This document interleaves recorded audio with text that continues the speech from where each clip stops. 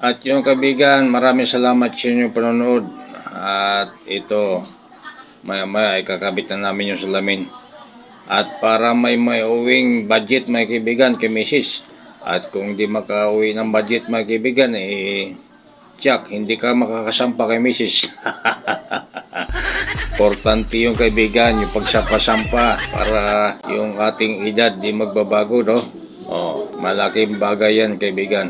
Ito na kaibigan, kinakabit na namin. Tatlo kami dyan mga kaibigan, isa sa loob, taga salo para maganda pagkalapat. Ayan mga kaibigan, kulay red pala itong sasakyan na to.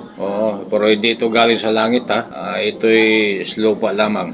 Buo to, hindi kalahati. Yung galing sa langit kalahati yung bumagsak. May kasamang biskwit.